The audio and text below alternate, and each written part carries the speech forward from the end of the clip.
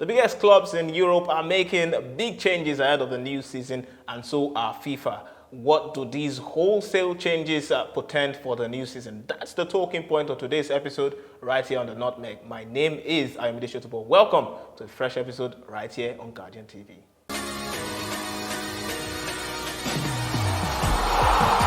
Pre-season is upon us, and the teams have already started, training ahead of the next season. And even some of the biggest clubs of Nigerian fans are already training. Some have made big changes, and that's why Faruq is here to talk to you also, about these changes. Welcome to the Nutmeg.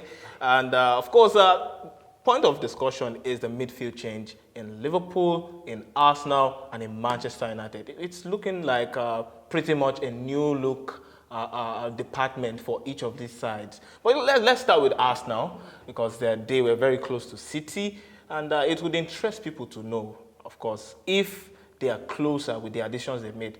Declan Rice has joined for 105 million, like if you want to call it 100 million plus add-ons, and so has Kai Havertz, who is being touted to walk into that midfield to replace Granit Xhaka. Do you think they are strengthened, or do you think they are perhaps weakened? Because it can go either way on the flip side. Well, thank you very much, Ayomide, for having me. First of all, I would say that to all sports lovers, they should all look forward to an amazing season.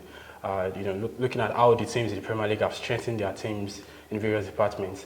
So talking about Arsenal, I think the recruitment of Declan Rice is a wonderful park in the midfield for them, because I believe that it's going to bring that experience. I think, coming back from winning the Conference League with West Ham United, so bringing that experience to a Arsenal team, I think Arsenal are going to improve in that midfield pack. And remember that Arsenal could have closed up more gaps on City last season.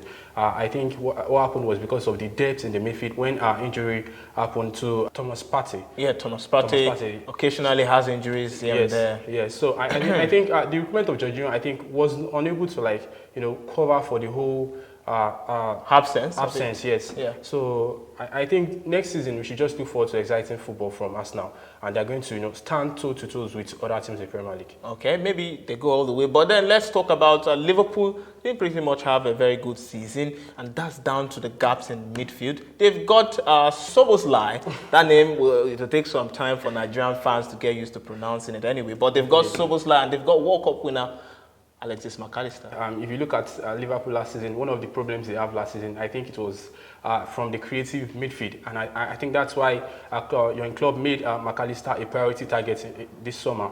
Believe me, even if City are going to win the Premier League next season, they are going. Are you giving any predictions already? No, we know City have been dominating over for the past 5 years, 6 years. They've been consistent. And if you look at City, and I think one area that City has, where their strength is the depth in their departments for all positions. If you look at their defense, the midfield, the attack, they have in-depth, they have depth players in these areas. But let's move away from Liverpool now, right?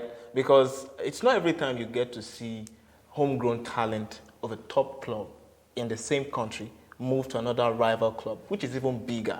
I mean, we're talking about direct rivals. Mason Mount has made the big move to Manchester United. How many people are saying, oh, this guy is not a deep line playmaker and all, but then Erik ten Hag, Manchester United manager, went all out for him. How does this guy change the midfield? Because there were indeed gaps in midfield for Manchester United as well, and they decided to strengthen with a Coban boy. I think one thing about Erik ten Hag for me is that he knows his targets. And for me, getting the service of Mason Mount, I think he needs to. I think he wants to reduce the workload on Bruno Fernandes. If you look at Manchester United midfield, one player that has always stand out, creating chances for the team, is Bruno Fernandes. And looking at Bruno Fernandes last season, I think he played almost every match for Manchester United, if not all. So he needs a player that can relieve that bulk of work from Bruno. And looking at Mason Mount is a player that has won the Chelsea best player of the season twice. Since he made his debut at Chelsea, he has the highest number of goals. He has the highest number of. It's practically been their best player. But then, okay, now we've talked about these midfield additions, and there's also Jude Bellingham. But before we cross over to Spain, let's still stick around in England, talk about it. Of these three, midfield, new look midfields we talked about, which do you think is the better one on paper? Because we're yet to see them on the pitch. Well, on paper, if you talk about the best midfield on paper, then we have to talk about the system, the coaching system, how the coaches are going to like implement their style with this combination of players. So for me, I still believe that Manchester City are still going to be at the top of the, based on the fact that I know that Eric Ten Hag is one player that always wants to get a player that can implement his style. And because this is the service of Mason Mount, having Bruno Fernandes in that midfield, with a solid Casemiro at the midfield, at the base of it. At the base of the midfield, I think we can expect a very, very, very competitive season from these three teams. And at the same time, I still feel Manchester United are going to have a better midfield. Okay. Interestingly, Jude Bellingham has made a huge move to Real Madrid as well, in a team that still has Toni Kroos, Luka Modric, still having Ernesto Valverde, they still have Edu Camavinga and Aurelien Tchouameni. How does he compete? For one, maybe it's just my bias, but I think that this guy is not particularly going to have a nice time in Madrid. Well, I know people are going to throw tantrums at that, but how do you think he fits into the system at Madrid? He's coming from the Bundesliga and is moving to the Santiago Bernabeu, the most difficult and a place you can face pressure as a player.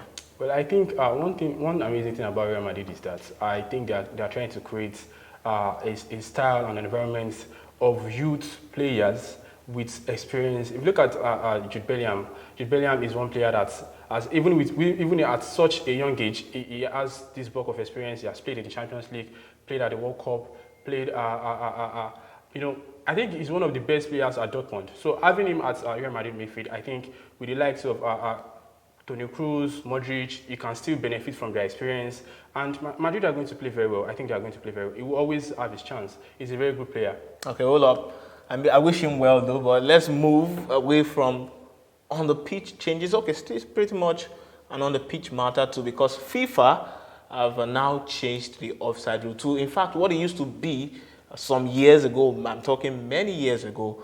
And now this rule now states that, unlike before when just a touch of the body can make you offside, you need to be away. You need to be away from the offside line, the offside trap, to now be recognized as being offside. And that's the point with the new rule that has been established by FIFA. But then, VAR situations, over the years, have been factored majorly by these offside calls. And referees have got it right sometimes, and they've also got it wrong many of the times. But then how do you think this rule influences VAR decisions going forward in the leagues we watch, the Premier League, the Champions League, even in international tournaments as well, because we have some ahead of us? So I think even players and teams now, that felt treated unfairly because of the previous VAR offside rule, offside calls, now will be able to get it right. I think one player that comes to mind when you talk about the previous offside is a player like Timo Werner. Timo Werner. You can mention a few more. It's Alvaro Morata, then it's Marcus Rashford. These are regular offside customers, if you want to call it that way. But I think amazing for football. I think it's just getting better, and I think that they can improve on this. And well, football is getting better. Okay, that's the expectation, and that is the show. Thank you for watching this video. You can stay tuned to stay logged on to our content right here on Guardian Nigeria by hitting the subscribe button and, of course, turning on the notification bells. Again, my name is Ayomide Shotubo. I'll see you in the next episode.